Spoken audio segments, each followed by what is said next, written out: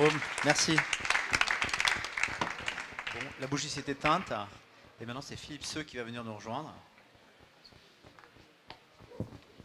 Mille excuses, je crois que j'ai Philippe Younseux sur la présentation. Ça sonne comme une marque en fait, Younseux. C'est quoi Younseux? C'est une marque franco-coréenne dont voici ma principale associée. On est une agence d'architecture basée à Paris. On travaille principalement sur des marchés publics, mais on cisèle particulièrement tous les ouvrages en allant un peu plus loin que ce que nous permet, ce que nous autorise habituellement les marchés publics, pour s'assurer d'une définition la plus proche de l'usage qu'on souhaite donner à nos ouvrages. Alors nos ouvrages, ce sont des ouvrages publics pour la plupart, des équipements. On va peut-être les regarder. Voilà, on peut lancer. On va lancer ça. Ah, je crois que...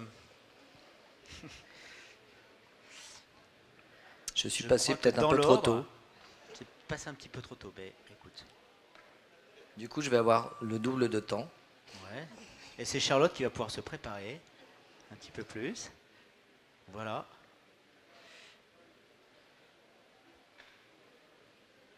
Alors, au départ, toujours ce qu'on cherche à faire, c'est à travailler autour de la matière. La matière, c'est le point fondateur et le point de départ de tous nos projets. Là, en l'occurrence, c'est une piscine publique qu'on a gagnée en 2008 et dont l'intitulé était la modernisation électrique. Donc, ce qui est assez formidable comme titre. Et on est allé un petit peu plus loin dans ce concept-là. C'est une piscine en contrebas des buttes Chaumont, dans un espace complètement encaissé sans lumière, et tout le travail a consisté justement à restituer une qualité d'ambiance, une douceur, une écriture singulière pour ces lieux qui sont privés de jour, en grande partie. Donc on a travaillé avec une matière qui s'appelle la résine acrylique, qu'on a déclinée dans toutes ses possibilités, en sol, parois, plafond, boursouflure, mobilier, quille acoustique qu'on va voir juste après, pour faire de cet espace un espace qui soit plus proche d'un spa, plus proche d'un lieu atypique et pourtant qui est un équipement public. À l'origine, c'est un bassin école. Là, on voit une des images principales du projet. Le lieu était particulièrement encaissé, cloisonné, et donc le but en fait de notre intervention était aussi de restituer une qualité au lieu. On a travaillé avec une mousse anéchoïque qui a pour but d'absorber les ondes sonores et donc de restituer une qualité d'ambiance au lieu. Ce travail, on l'a fait également sur les parois. Alors, il y a tout un travail aussi sur la fluidité. On n'a pas le temps de le passer ici, mais il n'y a aucun obstacle en fait de la banque d'accueil jusqu'au bassin. C'est-à-dire on passe de manière fluide avec son maillot de bain, on se déchausse. Il n'y a aucun portillon, rien du tout. On avance, on progresse sans aucune entrave. Là, on voit la zone de douche qui est un peu la cage de scène du bassin, qu'on a un peu érotisé avec un halo lumineux rose qui distingue un peu la zone disons de natation de la zone dans laquelle on se lave.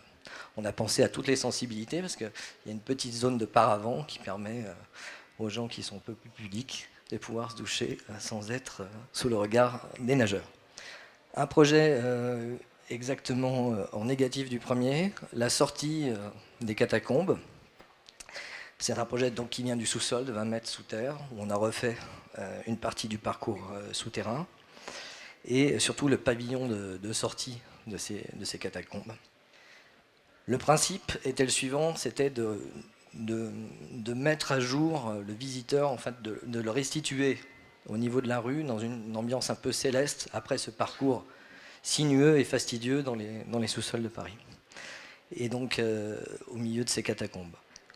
Même principe, on a travaillé avec une monomatière qui est comme une sorte de grand mobilier urbain dans lequel on a intégré toutes les fonctions de mobilier, d'accès, de portance de la verrière et également d'entrée de lumière.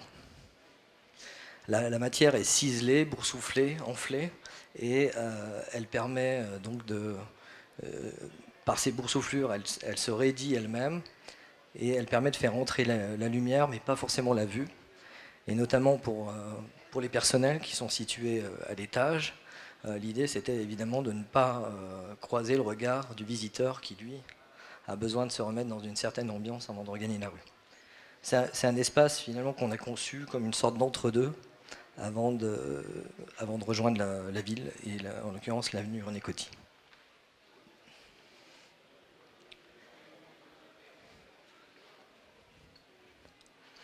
Cet espace est coiffé d'une verrière sans aucune ossature. Donc on ne voulait pas encombrer, c'est vrai que quand on sort de ce parcours, on ne voulait pas encombrer l'esprit.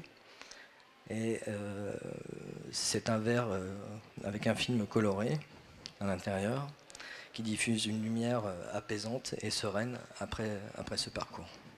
Ce parcours, on l'a conçu aussi comme une sorte de petite encoche dans une carrière. Et son échelle, on n'a voulu absolument pas altérer le gabarit et l'échelle du projet par rapport aux avoisinants. C'est une vraie petite métaphore dans l'avenue René Coty. Un autre projet complètement différent, mais aussi basé sur la matière, un projet d'école, un groupe scolaire à Athis-Mons, situé entre la Nationale 7 et la rue du Potager, pour ceux qui connaissent à Athis-Mons, pas très loin des pistes d'Orly, où on a travaillé sur des systèmes d'opacité, transparence, de profondeur de champ. C'est un projet très strict au niveau orthogonalité, dont les césures dans le béton visent à accélérer et à montrer cette profondeur de champ dans la cour principale. Projet monomatière en béton à l'extérieur, dont les césures viennent animer le flanc des classes et qui se modulent au fil des saisons et au fil de la journée. C'est un espace aussi intermédiaire qui fait la liaison entre un bâtiment pailleron et un ensemble plus ancien en meulière. Le travail qu'on a fait, là on le voit beaucoup à l'extérieur, mais il tourne aussi beaucoup autour du bois. Il se traduit ici par des mobiliers directionnels qui pointent vers les intérieurs. En l'occurrence, là c'est une salle polyvalente. On le voit assez peu, mais il y a tout un travail sur des ossatures bois intérieures, des murs bois. On le voit sur les clôtures, système de filtre. Ici, la salle de spectacle du groupe scolaire qui, à elle seule, résume le projet. Un peu comme les grands sheds que j'ai montrés tout à l'heure. Elle est ouverte à l'ouest par une verrière qu'on voit ici, qui est opalescente, et complètement ouverte avec des systèmes de coulissants sur un jardin situé en face. Il y a tout un travail aussi sur l'incrustation d'éclairage, exactement dans le capinage des panneaux de bois. Donc il y a aussi une idée de double lecture, une certaine rudesse à l'extérieur, une franchise, et une douceur à l'intérieur. On terminera sur la douceur.